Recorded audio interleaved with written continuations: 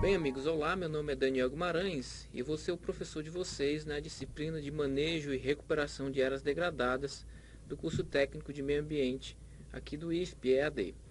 Eu sou formado em tecnólogo em gestão ambiental aqui pelo ISP e sou especialista em auditoria e perícia ambiental pela Faculdade Oswaldo Cruz. E nós vamos aí nessas 3 videoaulas, como vocês já sabem, falar um pouco sobre o manejo e recuperação de áreas degradadas.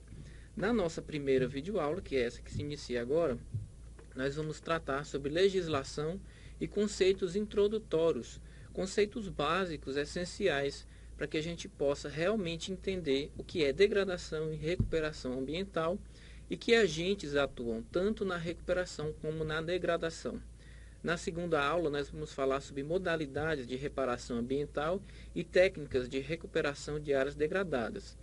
E na terceira aula nós vamos falar um pouco sobre o papel da vegetação e as modalidades e metodologias de recuperação de áreas degradadas para áreas de preservação permanente. Inicialmente nós vamos falar um pouco sobre a legislação e traçar um panorama sobre o que a lei nos traz sobre esse tema tão importante e que fala sobre a vida econômica e sobre a gestão pública ambiental. Primeiro é importante destacar que a recuperação ambiental é um dos objetivos da Política Nacional do Meio Ambiente, que consta no seu artigo 2º, que é a Lei 6938 de 81. Isso é muito importante porque demonstra que o arcabouço legal identifica, entre outros objetivos, a recuperação dessas áreas que sofreram uso e ocupação humana, né, e que precisam ser recuperadas para que continuem cumprindo o seu papel ecológico, o seu papel ambiental. Também é uma obrigação constitucional. A recuperação da degradação é uma obrigação constitucional nas duas esferas, tanto pública como privada. Inicialmente é interessante destacar o texto do parágrafo 2º do artigo 225, que é o artigo que trata sobre o meio ambiente na Constituição Federal. E ele diz assim: aquele que explorar recursos minerais fica obrigado a recuperar o meio ambiente degradado, de acordo com solução técnica exigida pelo órgão público competente na forma da lei. É interessante a gente destacar alguns pontos desse enunciado, especialmente, primeiro, que a Assembleia Constituinte, que legislou, né, no caso da Constituição, ele destacou bem aquele que explora recursos minerais. Embora todo aquele que degrada seja obrigado a recuperar, mas ficou bastante claro a necessidade da recuperação daqueles que exploram recursos minerais. Por quê? Porque o recurso mineral é um recurso que, quando perdido ou consumido, muito dificilmente o ser humano vai ter condições de restituí-lo na natureza, diferente da vegetação e da fauna, que se reproduzem e têm condições de se restabelecerem. O recurso mineral, como nós vamos ver daqui a pouco, ele é de extrema importância para a recuperação. Além disso, também trata do papel do poder público, aí já no parágrafo 1º do artigo 225, quando diz que incumbe ao poder público preservar e restaurar os processos ecológicos essenciais e promover o manejo ecológico das espécies e ecossistemas. Independente de quem tenha sido usuário, né, dessa área que foi degradada, o poder público, como tutor da gestão ambiental, como tutor da qualidade ambiental, também deve ter a preocupação de recuperar áreas degradadas. Depois nós temos a resolução do Conselho Nacional do Meio Ambiente, número 429, que vai tratar sobre a metodologia da recuperação de áreas de preservação permanente, que são aquelas áreas de margem de rios, né, topos de morro e de encostas, e isso vai ser alvo da nossa terceira videoaula. Também outro conceito muito interessante é o que consta na Lei do Sistema de Unidades de Conservação, que diz que recuperação é a restituição de um ecossistema ou de uma população silvestre degradada a uma condição não degradada, que pode ser diferente de sua condição original. Ou seja, é um conceito bastante amplo e que é bastante voltado para os ecossistemas, né, dentro da linha do que trata as unidades de conservação. É importante também a gente começar a verificar e discutir um pouco sobre o que é degradação. Nós falamos sobre o objetivo da Política Nacional do Meio Ambiente de recuperar áreas degradadas. E nós temos um decreto que regulamenta especificamente esse objetivo, que é o Decreto 97.639 de 89, que vai nos dizer que degradação são os processos resultantes dos danos ao meio ambiente, pelos quais se perdem ou se reduzem algumas de suas propriedades, tais como a qualidade ou a capacidade produtiva dos recursos ambientais. Ou seja, a degradação ela reduz propriedades de determinados componentes ambientais. Que propriedades são essas e o que é importante a gente frisar? Ele pode reduzir a qualidade dos recursos e a capacidade produtiva desses recursos. É importante a gente entender a capacidade produtiva tanto no aspecto ecológico como no aspecto socioeconômico, né? A produção de matéria orgânica, a produção de recursos utilizados pelo homem também. São alguns exemplos de funções que podem ser perdidas pela degradação.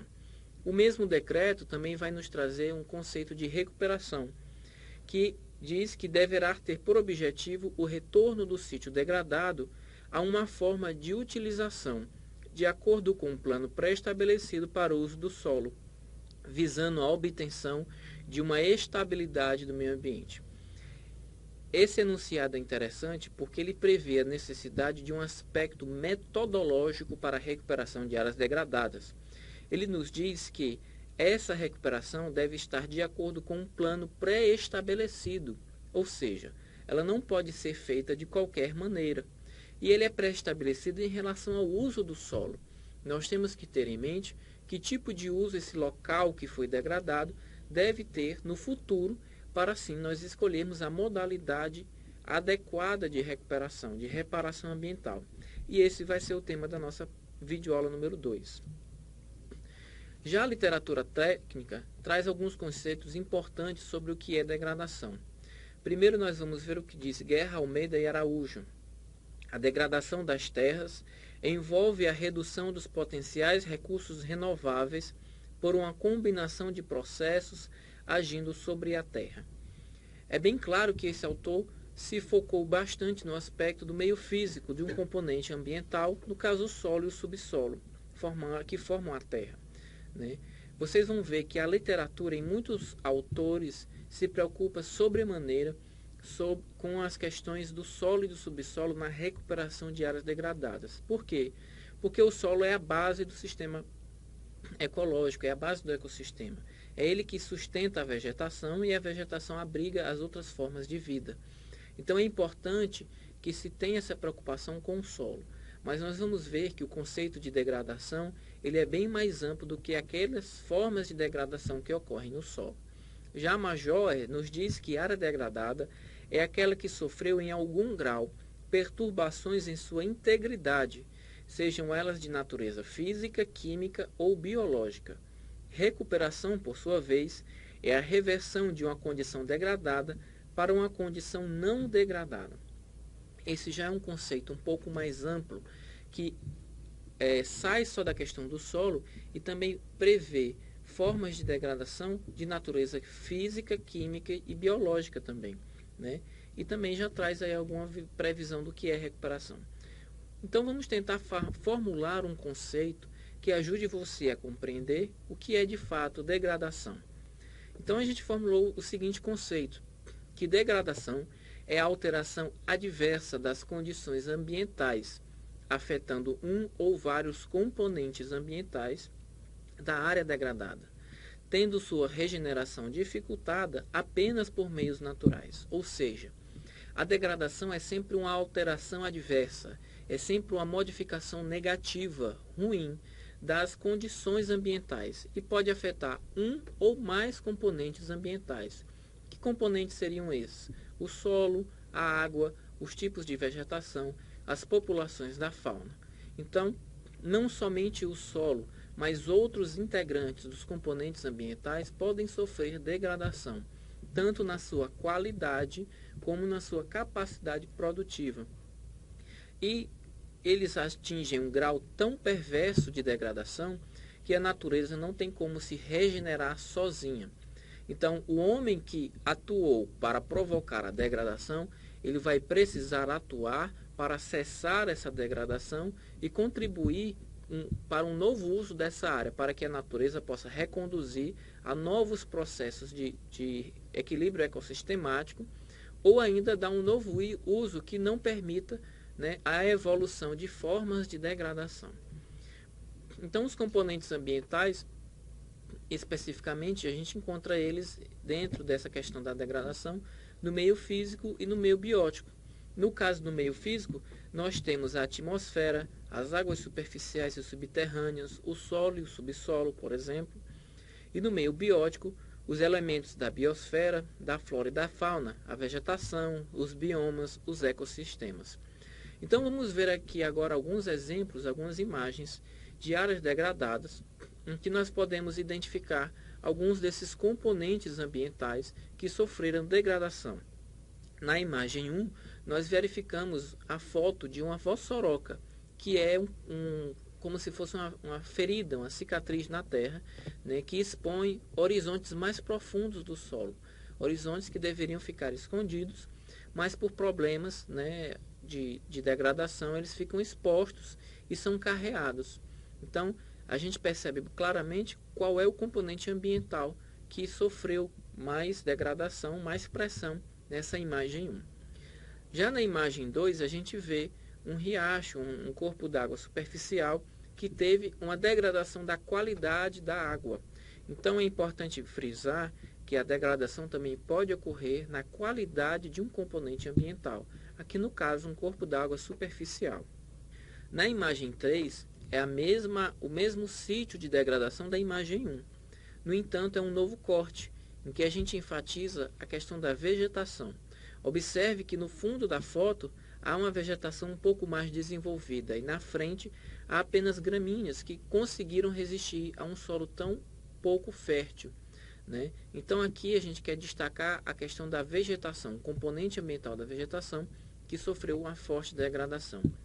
E na imagem 4, elementos da população da fauna, que também sofrem degradação, a população da fauna sofre degradação, especialmente pela caça predatória, pelas queimadas e por formas de utilização do solo que não permite a reprodução dos animais.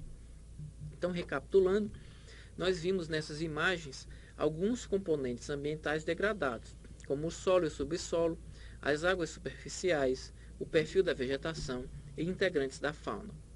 É interessante nós discutirmos também alguns agentes de transformação do relevo, agentes que modelam o ambiente e podem modificar as condições ambientais e principalmente contribuir para a degradação, né?